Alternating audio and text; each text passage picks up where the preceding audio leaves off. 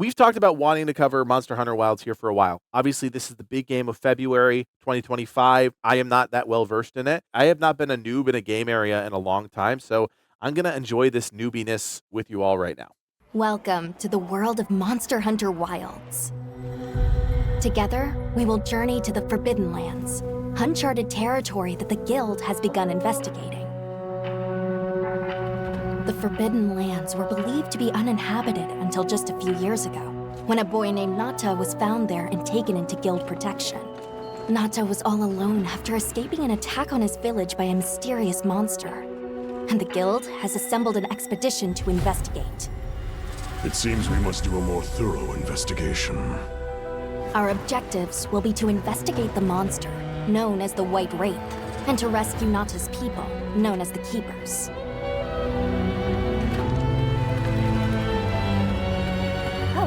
Who am I, you ask? My name is Alma, and I'll be your guide on this journey. Are you ready to step into a world of adventure? Let's go!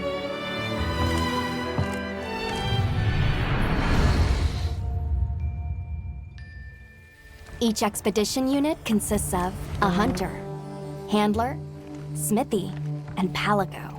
And it'll be all hands and paws on deck, with each unit carrying out their own vital roles for the Guild. Hunter! As our unit's hunter, you're sanctioned to bear weapons and hunt monsters.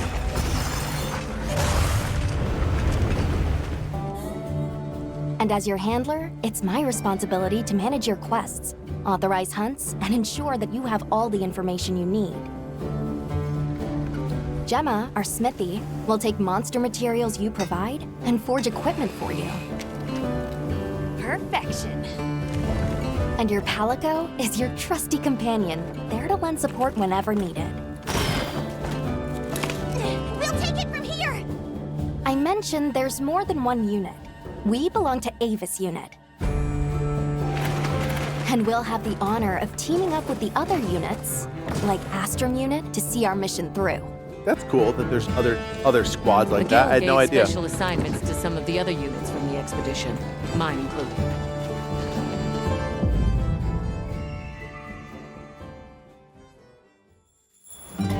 Our initial foothold into the Forbidden Lands will be the Windward Plains.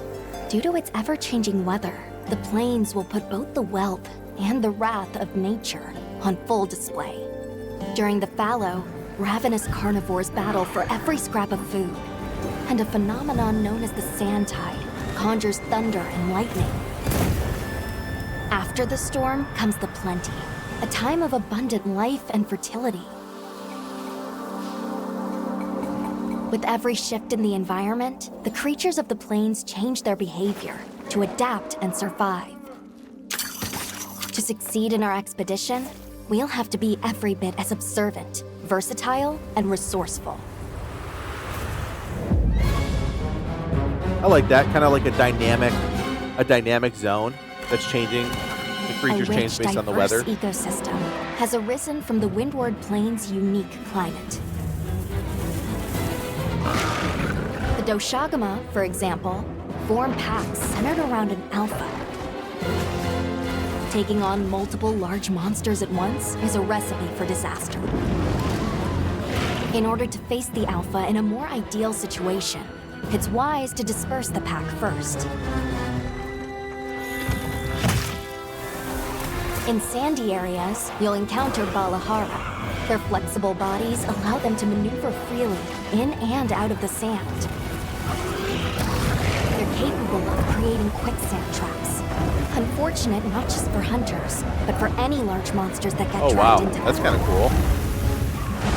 You may also encounter Chotacabra, toad-like monsters that favor the more rocky areas of the plains. These monsters apply sticky saliva to their forelimbs and then fortify them with minerals. The Chotacabra's sizable tongue, while crucial to its survival, is also its biggest weakness. Don't miss your chance to attack when the tongue is exposed. Nature has one rule. You're either the hunter or the hunted.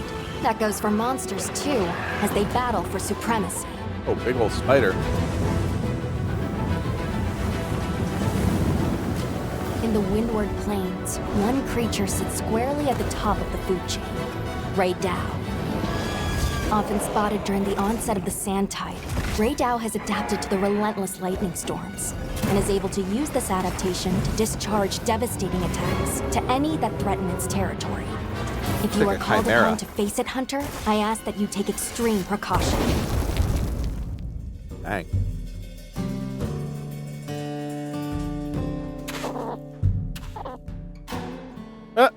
While out on hunts, you might spot some small creatures at your feet, or perched in the trees.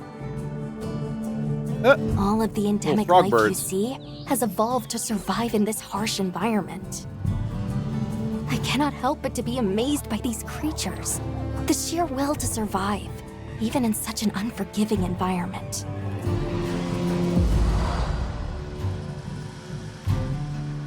I know there was going to be more to that. Nope, just cute little things that you can look at. Let's talk about the expedition's base camp.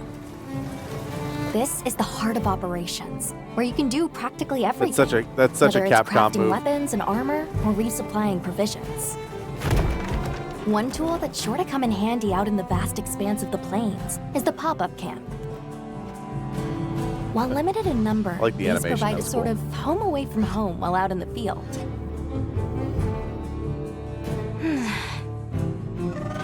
Pop-up camps serve as fast travel waypoints. Oh, that's nice.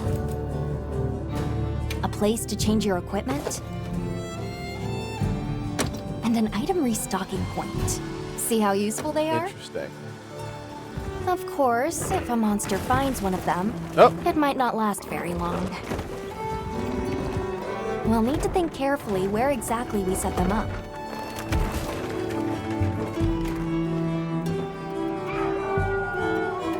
In our travels, there's a chance we'll cross paths with the people of the Windward Plains. Our interactions with this new culture could be what sustains us on our quest.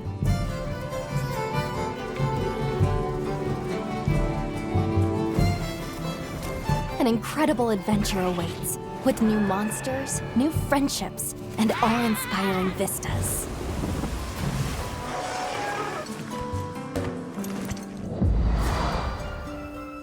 All right, here we go. Here's some of the gameplay basics. This is what I need to see. Have you decided on a weapon yet? Every hunter's journey begins with weapon selection. This is where I get stuck every time. Would you rather get in close and unleash with all your might? Keep your distance and dish out a relentless assault? Deliver stinging blows as you stand your ground? Or strike with a flurry of slicing attacks? 14 I just want a weapon that types are doesn't feel like available, I'm and at swinging the least heaviest one of them hammer on is the face of the perfect planet. fit for you. If you're not sure what to pick, ask me. I can provide advice on which is the most suitable. If mobility is your first priority, then this weapon might be a good match. Longsword? Maybe. Everything just always felt Hunters really can't slow just and rely on clunky. weapons. You'll need to make use of items like shock traps and barrel bombs, not to mention just throw any a giant endemic barrel. life and geographical features that you come across. It's up to you to read the What? situation. and Who's use all gonna you've do got to that? take Do people down your actually target. do that in these games? Holy moly. One thing's for sure, hunting is hungry work. Let me just With your shoot the portable frog on the barbecue ground. grill, you'll be Time able it to prepare perfectly so it meals on the explodes go. into some poison. And yes, that includes meat. So tasty! Your Palico is a feline companion that provides various types of support out in the field. Whether it's laying traps to hinder monsters, or healing you when you've taken a beating. Heels inbound! The two of you make a pretty good team. You can always trust me to have your back. Oh, that reminds me. Be sure to keep an eye on your health gauge.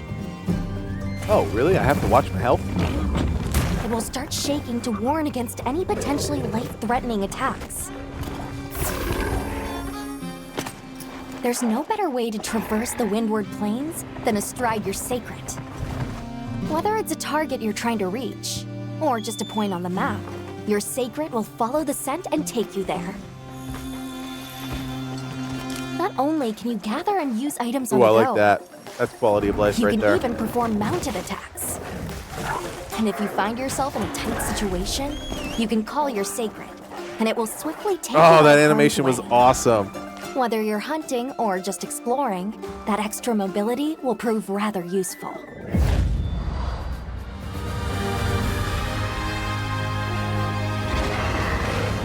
If you're struggling to face a monster alone, you'll be able to call for reinforcements.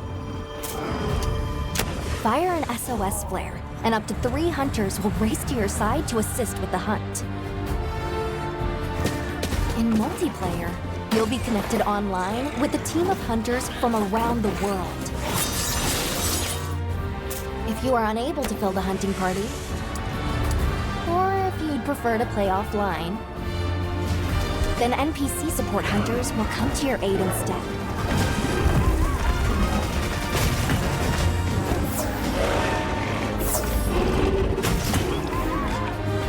Hunt monsters and harvest materials from them.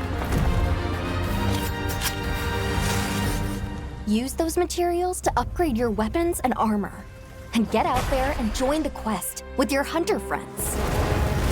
Your brand new life as a hunter is about to begin in Monster Hunter Wilds. All right. So my thoughts are pretty straightforward. I have always loved the presentation and the idea of Monster Hunter. And I really hope that Wilds is the most accessible of the games. I have tried to get into Monster Hunter World like 6 different times, and I have not been able to do it. All this stuff on the screen right now, all this extra stuff is a little I don't care about it, right? Like I just want to be able to play the game and get into the game because I have yet to be able to do that because the presentation is so simple. You're a hunter, you go find the big monsters, you kill the big monsters. It's really simple. But for whatever reason, I cannot get into it, and I don't know why. So I am really hoping that hitting kind of refresh with a game like Wild that's new, that is trying to be a little bit more accessible to players will do that for me. I want to love the game because I see all of you guys in the chat and the comments of like our monthly gaming videos and like all of the things that we've done when we've talked about Monster Hunter Wilds has been in like a bigger scope. Hey, Monster Hunter Wilds is coming out in 2025, and we saw that it was like the game that everybody wanted to play this year. And maybe it's because things were a little clunky and like the game's a little bit past its prime, right? But like Wilds, I am just holding out hope that I fire it up and it clicks. And here's my big concern is like Capcom and these games that are created by developers like Capcom, Sega, etc. always tend to be a little bit behind when it comes to like modern systems. And we've talked about it. We are a systems channel here. Like we care about game systems. So when I play a game that doesn't have certain quality of life features or like the icons that you for items in the game are like very much Capcom items. They're like non-defined. They're like these simple line art. I have no idea what the hell I'm looking at. A potion that's just like a squiggly red line means nothing to me. And of course, you have to play any game for a stretch of time before you can really judge it. We wouldn't be good creators if we reviewed a game after 5 minutes. So when we do play this game, we're going to have to play it for a really long time to really understand everything, its intricacies, what they're doing differently than other games. Of course, it's a hugely unique concept. Dauntless tried to do it. It failed. Monster Hunter is tried and true at this point because there is a formula that works. And it's coming out next month, and it's going to be huge.